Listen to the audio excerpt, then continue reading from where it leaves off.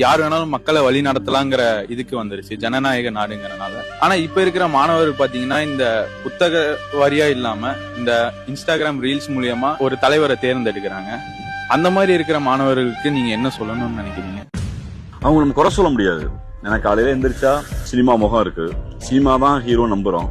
அதை பார்க்கும்போது அவருக்கு அந்த தான் நம்புகிற நடிகர் நடிப்பாரு, எவ்வளவு சம்பளம் கேட்கும்போது 200 கோடின்னு சொல்லுவான். 200 கோடி சம்பாதிக்கிறப்ப ஒரு பெரிய ஆள் நினைப்பான். அப்ப அவர் நந்தா நாட்டை மாத்தவா நம்புவான். அது ஒரு சின்ன மாயை. கேமரா எடுத்துட்டா அந்த மாயை முடிச்சிடும். தமிழ்நாட்டோட சூப்பர் ஸ்டார் யாருங்க? வசூல்ல நிறைய பேர் விஜய் அவர் தான். No compromise. ஒரு லீடர் சினிமால பயங்கரமா இருக்காரு. அந்த சினிமா அவ்வளவுதான். நாளைக்கு ஓட்டா மாறும்போது அது மாறும் நம்புறேன்னா தர்க்கங்களை பண்ணலாம்.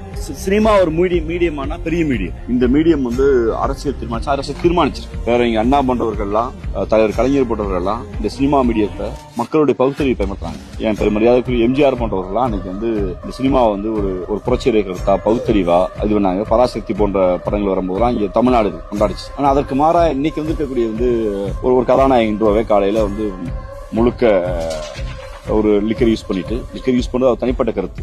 ஆனா பொது வெளியில அது ஒரு கருத்தா ஹீரோவாக்குறதுல இப்படியும் இருக்கு.